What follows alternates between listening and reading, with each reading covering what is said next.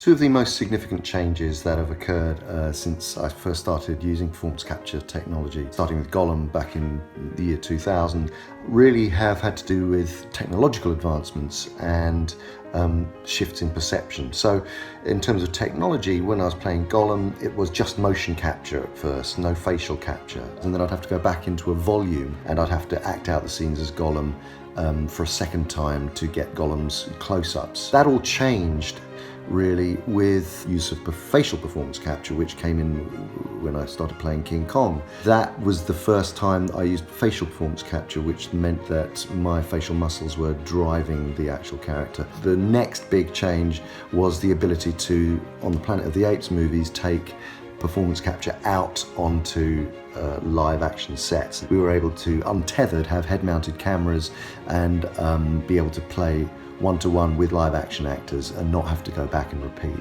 I've always maintained that acting using performance capture is no different to any other form of acting. So I don't think you modulate or change or adapt your performance. You're building an emotional center of the character, a psychology, a physicality. You're embodying that role, regardless of whether you're playing a human being or an ape or Gollum or whatever character. I mean, it really is the end of typecasting. It does mean that you can play absolutely anything, and I think it's a wonderful gift. And I think in 100 years' time, it'll be how people act. If you're working purely in a CG environment, it can be a little bit unsettling.